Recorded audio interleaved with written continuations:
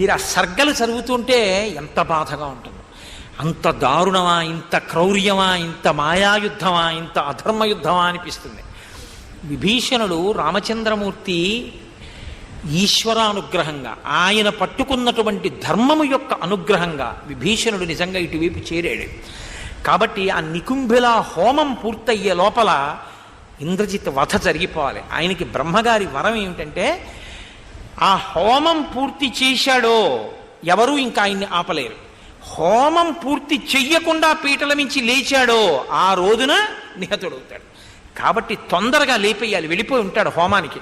కాబట్టి నేను లక్ష్మణుణ్ణి తీసుకుని వెళ్ళిపోతానన్నారు. వెంటనే రామచంద్రమూర్తి లక్ష్మణుణ్ణి ఆశీర్వదించి లక్ష్మణస్వామిని పంపారు. లక్ష్మణుడితో పాటు స్వామి హనుమ బయలుదేరారు. ఇతర వానర యోధులు అంగదాదులు బయలుదేరారు. అందరూ కలిసి ఆ ఇంద్రజిత్తు ఉన్నటువంటి ప్రదేశానికి వెళ్ళారు. ఆ హోమం జరుగుతోంది. ఎర్రటి వస్త్రములు కట్టుకుని కూర్చుని ఉన్నాడు. ఎవ్వరూ ఆ హోమగుండం దగ్గరికి రాకుండా ఒక పెద్ద న్యగ్రోధం, కటిక చీకటిలో రుద్రభూమి దగ్గర ఉన్న మర్రి చెట్టు, ఆ మర్రి చెట్టు దగ్గరికి కూడా వెళ్ళలేరు. ఆ చెట్టు నీడలో కూర్చుని చేస్తాడు. దానికి బాగా దూరం వరకు సైన్యాన్ని మోహరించాడు, దగ్గరికి రాకుండా చూడండి అని. ఈ వెళ్ళినటువంటి వాళ్ళు ఆ సైన్యాన్ని చీకాకు పరిచి లక్ష్మణస్వామి ఆ హోమగుండం దగ్గర ఉన్న ఇంద్రజిత్తు లేచిపోవాలి పీటల మించి. దానికోసమని త్రోవ చేసుకుని వెడుతున్నారు. వెడుతున్నప్పుడు ఆ ఇంద్రజిత్తు పీటల మించి లేటేటట్టుగా చెయ్యడం కోసమని ఎంత ప్రయత్నం చేసినా, ఎంత రాక్షసులతో యుద్ధం చేసినా లేచి ఆయుధం పట్టుకుంటే తప్ప లక్ష్మణస్వామి యుద్ధం చేయరు. ఆయన లేవడం. మహానుభావుడు స్వామి హనుమ. రేపు కదండి హనుమ జయంతి. ఎంత గొప్పగా మనం ఆయన్ని రేపటి రోజున మనం ఆనందించాలి. ఎంత గొప్ప కార్యం మనం చేద్దాం రేపు హనుమ జయంతి నాడు. ఏం చేద్దాం ఆయన ప్రీతి చెందడానికి? మీరు ఏం చేసినా ఆయన్ని ప్రీతి పడేటట్టు చెయ్యలేరు. బాగా గుర్తుపెట్టుకోండి. మీరు ఆయనకి అభిషేకం చేయండి, ఆయన సంతోషించరు. మీరు ఆయన కళ్యాణం చేయండి, ఆయన సంతోషించరు. మీరు ఆయన పూజ చేయండి, ఆయన సంతోషించరు. ఆయన సంతోషించేది ఎప్పుడో తెలుసా అండి? రేపటి రోజున మనం చేయబోతున్నాం అంత గొప్ప కార్యాన్ని. ఒకరు వేదిక మీద నిలబడి కూర్చుని శ్రీరామ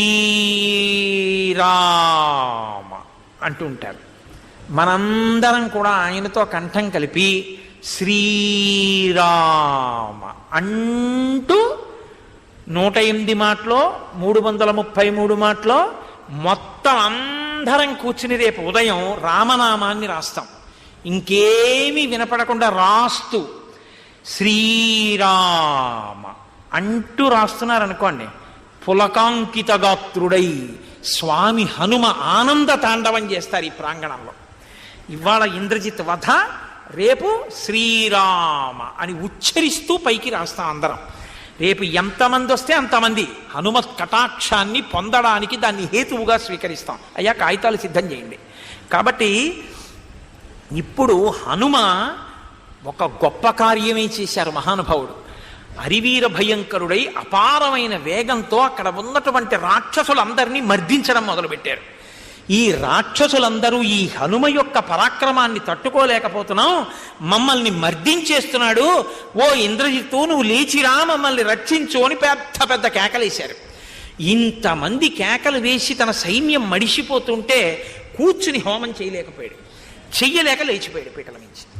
లేచిపోయి రథం దగ్గరికి వచ్చాడు. ఈలోగా ఆ న్యగ్రోధం అవి చూపించి లక్ష్మణస్వామితో కలిసి విభీషణుడు వచ్చాడు. ఆ విభీషణుణ్ణి చూశాడు, పసిగట్టాడు. అందుకే ఇంటి గుట్టులు అంకెకి చేటు అంటూ ఉంటారు. వీడు విభీషణుడిలో పుట్టాడరా అంటారు. విభీషణుడు ధర్మాత్ముడు, మహానుభావుడు. విభీషణుల్లో పుడితే ఆ వంశం ఉద్ధరణ పొందుతుంది. కాబట్టి నా గుట్టు బయట పెట్టిన వాడు ఈయనే. ఇదే నేను మీతో మనవి చేసింది. ధర్మం పట్టుకున్నవాణ్ణి ఏదో ఒక రూపంలో వచ్చి ఎవరో ఒకళ్ళు రక్షిస్తారు. అధర్మం పట్టుకున్నవాడు ఎంత గొప్ప వ్యూహాన్ని రచించినా నశించిపోతాడు. కాబట్టి ఇప్పుడు ఇంద్రజిత్ అన్నాడు, ఇహత్వం జాత సంవృద్ధ సాక్షాత్ భ్రాత పితుర్మమ కథం దృహ్యసి పుత్రస్య పితృవ్యో మమ రాక్షస. నీవు నా తండ్రికి తమ్ముడవైన కారణం చేత నాకు తండ్రితో సమానమైన వాడివి. నీకు సిగ్గు లేదా? ఇలా లక్ష్మణమూర్తిని తీసుకుని నా దగ్గరికి వచ్చి నా రహస్యాన్ని చెప్పేసి నేను హోమం దగ్గర పీటల మీద ఉండగా నన్ను లేపేశావే. న జ్ఞాతిత్వం న సౌహార్దం న జాతిస్తవ దుర్మతే ప్రమాణం న చ సౌదర్యం నధర్మో ధర్మదూషణ, ఓ ధర్మదూషణుడైనటువంటి వాడా, నీకు అయ్యో జ్ఞాతి అన్న గౌరవం లేదు, నా అన్న కొడుకు అన్న ప్రేమ లేదు, మన జాతివాడు అన్న ప్రేమ లేదు.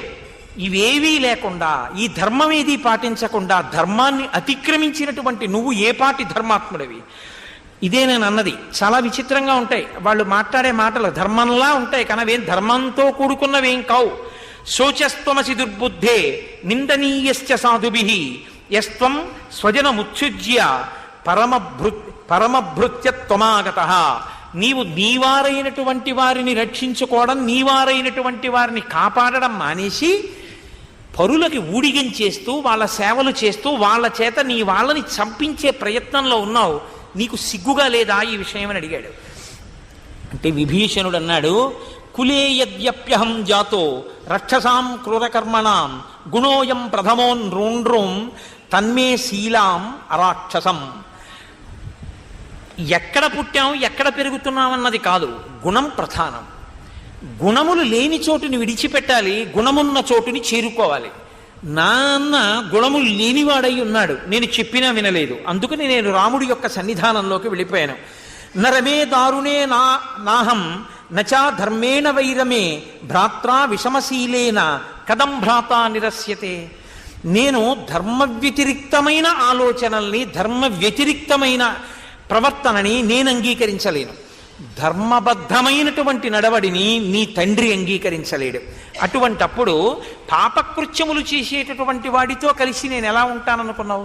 ధర్మాత్ ప్రచ్యుత శీలం హి పురుషం పాపనిశ్చయం త్యక్వా సుఖమవాప్నోతి హస్తాదాసీ విషం యథా. ఒక పాము చేతికి చుట్టుకుంటే చుట్టుకున్న పాముని విదిల్చి అవతల పారేస్తారా? పారేయరా? అలా పాపాచరణము కలిగినటువంటి రావణుడు నాకు అన్నగారిగా ఉండి ఆయనతో కలిసి ఉన్నా రోజు రోజుకి అతని యొక్క అధర్మముతో కూడిన ప్రవర్తన పెరిగిపోతుంటే నేను అతనితో కలిసి ఎలా సహజీవనం చేస్తాను? అందుకే అతన్ని విడిచిపెట్టి నేను వచ్చేసాను. హింసాపర స్వహరణే పరదారాభిమర్శనం త్యాజ్య మాహుర్దురాచారం వేశ్మ ప్రజ్వలితం యథా పరస్వానాంచ హరణం పరదారాభిమర్శనం సుహృదాం అతిశంకాచ త్రయోదోషాః క్షయావహాః.